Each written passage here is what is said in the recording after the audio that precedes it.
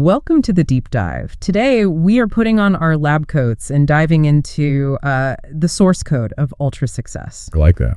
If you've ever wanted a shortcut to being well-informed about training your brain for peak performance, and this is the key, a genuinely stress-free life, this is the deep dive for you. Right. And our mission today is really to synthesize the actionable intelligence. Yeah. We're looking at experts like Dr. Shweta Adatia and unpacking the actual tools you need for, emotional control, for overcoming that mental laziness. You don't feel that. And just fundamentally optimizing your internal operating system. Okay, let's unpack this immediately because the core idea here is, well, it's pretty surprising. We hear all this stuff about rewiring your brain, but the materials we looked at suggest that's not quite right. It's too passive. The real goal is to rewire your reality, and the single most powerful place to start is the first 60 minutes of your day. The first hour. That's it. Most people start their day on defense, but the ultra successful start on offense. If you can manage the neurochemistry of waking up, the rest of the day it falls into place. But to do that, you have to understand the brain waves you're dealing with. So give us the quick primer. We've got delta, beta, alpha, and theta. Think of them like gears in a car. It's the easiest way. Mm-hmm. Delta is your brain in neutral. That's your deep restorative sleep. Okay. Beta is fifth gear. It's that fast rhythm of being engaged, problem solving, talking. And anxiety, right? And a lot of anxiety, yeah. Yeah. Alpha is more like cruising speed, a slower rhythm. When your eyes are closed, you're relaxed, you're meditating. Right. And then there's theta. That's the really interesting one. It's that dreamy, super creative, and a profoundly suggestible state right before you fall asleep and, crucially, right when you wake up. And this is where the classic, the jarring alarm clock comes in. It's basically the villain of this whole story. It's the worst. It's the physiological equivalent of slamming your car from neutral, from delta. Straight into fifth gear. Straight into beta while the engine is cold. Your brain is just not designed for that. You get this immediate spike in cortisol, adrenaline. Yeah. You start the day in fight or flight. You're instantly stressed and reactive from second one. Exactly. So the goal for peak performance is to gently transition the brain through those powerful theta and alpha phases. That's where you're highly receptive to, let's call it, positive programming. So how do we do that? I mean, how do we hack that first hour without having to do, a 60-minute yoga retreat every single morning? There are 3 non-negotiable rules. Right. Rule 1, avoid the instantaneous beta rush. When that alarm goes off, and it should be a gentle one, do not immediately check your phone. No email, no news, no scrolling. That is pure beta fuel. Correct. Yeah. Rule 2, for 5 minutes, just keep your eyes closed. Okay. Use this time not for your to-do list, but for proactive programming. While you're in that suggestible theta alpha state, you visualize your success for the day, for the week, for a big goal. You're basically installing the software you want to run on. We'll circle back to visualization because it's fascinating. But what's the third rule? Getting to the sunlight for 5 minutes. Even ancient wisdom knew this, and science now validates it. That light exposure activates something called the suprachiasmatic nucleus. The SCN sounds like a complicated switchboard. It's the master clock of your body. It sets your circadian rhythm. When you expose your eyes to natural light, you're sending a strong signal to your brain. Hey, it's daytime, let's get going. Exactly. It sets your hormonal balance correctly for the whole day. You skip that, and you'll feel like you're playing catch-up all day long. And the final piece of this morning puzzle, which I think is a huge sacrifice for a lot of people, caffeine. Where does that first coffee fit in? You gotta wait an hour. An hour. An hour.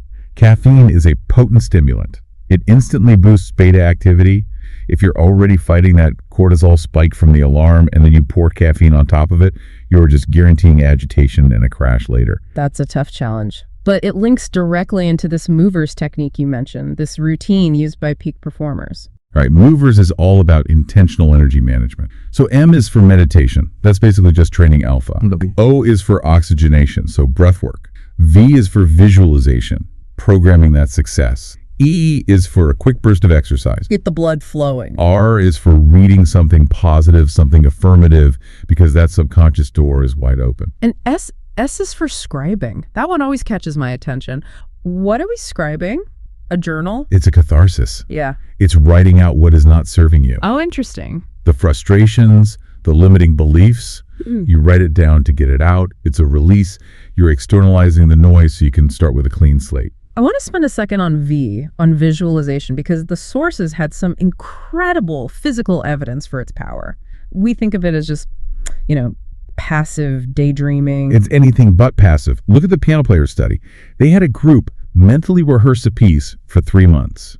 Purely in their minds, no physical playing. And the result? They saw almost equal growth in the brain cells for movement and coordination compared to the group that was physically playing every single day. That is profound. Your brain can't fully tell the difference. It doesn't. And there was that Harvard study on physical strength, too. Right, with the little finger. Yes, just imagining their little finger getting stronger over a few weeks led to comparable power improvements to those who were physically doing the exercises. You're priming the neural circuits for success. So we've got the morning dialed in, but then the day starts, and we're in this constant internal battle, which the material describes as the core conflict, the limbic system versus the frontal cortex. This is the critical piece of self-awareness. You've got 3 main brain layers. The brain stem, which is just survival.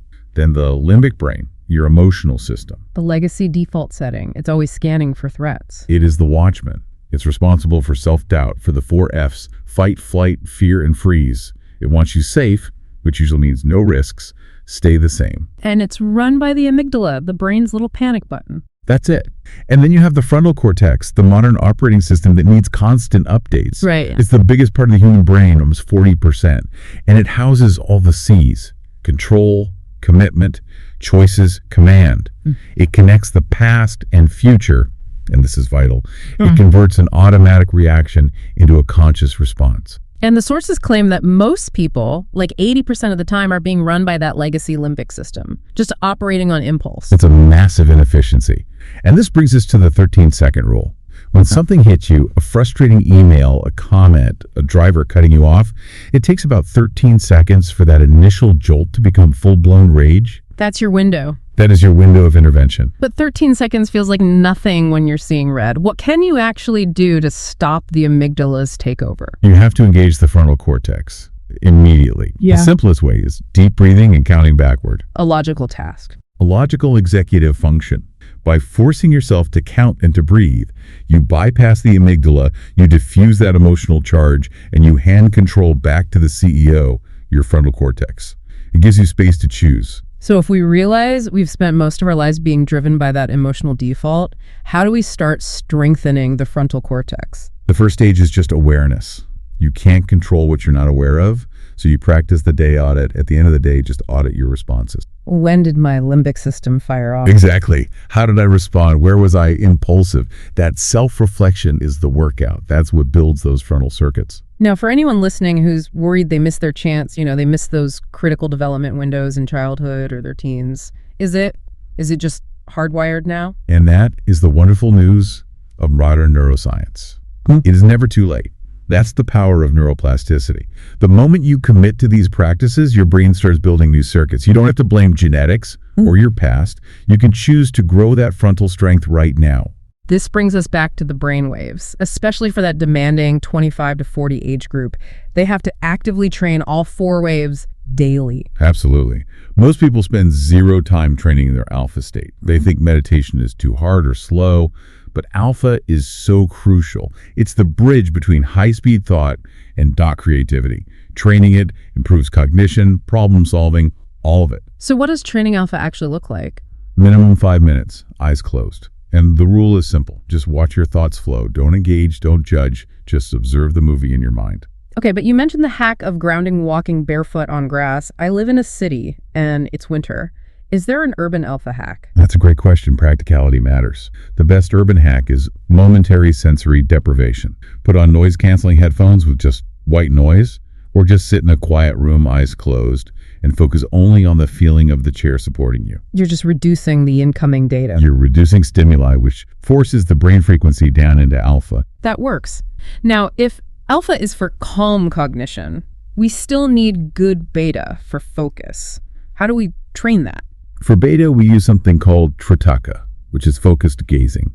Traditionally, it's a candle flame, but you can use any fixed point of spot on a blank wall. And you just stare at it. You stare without blinking until your eyes water. That demanding focus builds the high-quality, sustained attention, the good beta that you need for deep work. So it seems like we're shifting from managing tasks to managing energy states. Precisely. You are training the state of being required for the task. Yeah. We have to shift from time management to energy management. Where's your focus best deployed? Given the energy state you're in, you control the dial, not just the clock. Okay, let's talk quick energy resets then. The midday slump hits. I feel that fatigue creeping in. What's my non-caffeine pill? Power Brahmari. The humming bee breath. It's incredibly fast. You take a deep breath, and as you exhale with your mouth closed, you make a deep humming sound like an M. Exactly. That vibration produces nitric oxide in your sinuses. And nitric oxide does what for the brain? It's a powerful vasodilator. It improves blood flow and oxygenation almost instantly. It gives you a quick neurological reset, boosting high beta and gamma waves for focus. 3 or 4 rounds, and the mental fog just lifts. That's for fatigue. What about the opposite problem? Acute anxiety, restlessness? For anxiety, you have to engage the parasympathetic system. Use the 4-7-8 breathing technique. Inhale for 4, hold for 7, exhale slowly for 8. That 1 to 2 exhale ratio is the key. Right, it's everything. The long exhale signals safety to your body. It stimulates the vagus nerve, which calms your heart rate and quiets racing thoughts. It's the fastest way to physically convince your body it's not in danger. Moving on to maximizing our overall capacity, the sources say monotony is a brain killer. We're on autopilot too. Monotony shuts down the learning circuit. To activate 100% of your capacity, you need to use neurobics multisensory challenges. You have to break the patterns. Give us some practical neurobics. Simple things. Take a completely different route home from work. Switch the position of everything on your desk.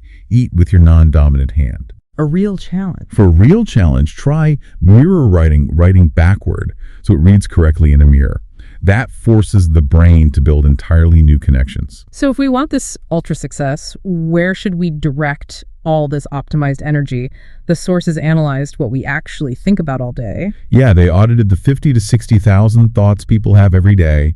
And the insight was that the vast majority revolves around only 3 things. Just 3 pillars. 3 pillars of life: relationships, wealth, which is work, money, profession, and health. So the path to feeling successful isn't tackling some infinite to-do list. It's laser focus on improving those 3 areas. You optimize your energy towards those 3 pillars, and everything else just tends to find its place. We should also touch on chronotypes, the different energy profiles. Lions, bears, wolves, dolphins. This ties back to energy management. The key here is self-awareness. If you're a bear who hits peak energy mid-morning, don't schedule your hardest tasks for 7 a.m. If you're a wolf with a late-night peak, use that time for deep work. It's about optimizing your work around your natural rhythm. Exactly. Success isn't about conforming to one schedule. It's about knowing your own and working with it. Let's address the question about brain differences between men and women. The sources had a surprising finding about the structure. Yes, scientists searched and found that structurally, the majority of the human brain is effectively unisex. There's no major structural difference that explains all the behavioral variance. But there is one small difference. One consistent, minor difference. Women tend to have a slightly larger vocal or speech lobe, about 5% larger. Which would explain higher average verbal processing. It does. And historically, men's brains have shown wiring that favors monofocal attention, an evolutionary trait for hunting. But emotionally, both sexes process emotion similarly. The difference is more in the verbal expression of it. And this brings us to a fascinating neurochemical reason why men and women often process breakups so differently in terms of timing. It's all about biological investment timing. In a relationship, women's brains release high levels of bonding hormones, oxytocin, serotonin, early on. It signals a high investment right away. So when a breakup happens, the loss registers immediately. The grief is acute, intense, and right now. And for men? Men's brains are initially driven more by testosterone. The bonding hormones are less involved at the start. So the grief often doesn't show up for months. Why so much later? It hits when the loss of a potentially high-value partner is truly realized. It gets mixed up with ego, regret, and that fear of missing out. It's less about the immediate bonding loss and more about the long-term status loss. Wow. Okay, so pulling all of this together, the morning routine, overriding the limbic system, training our brain waves, what is the final takeaway for someone trying to build that resilient, ultra-successful life? The takeaway is commitment and intentionality. You are not a victim of your genetics or your past. Neuroplasticity means you have the power to design your brain. As the source material says, you can genuinely design your brain to become a billionaire. And that's not just financial. Not at all. That success is measured in internal resilience and focus. That is powerful. So the final provocative challenge we want to leave you with is this. Stop managing your time and start managing your energy. You can delegate tasks, you can use AI, but only you can regulate your internal state. And remember that formula. Neurons that fire together wire together. Every time you default to stress, every time you let the limbic system win, you strengthen those circuits. But every time you consciously choose the 4-7-8 breath or visualize success in that alpha state, You are wiring the frontal cortex for resilience. So the question to ask yourself is, are your daily habits wiring you for ultimate success and high energy, or are they setting you up for burnout? That choice is made every day, especially in those first 5 minutes. think about that until our next deep dive.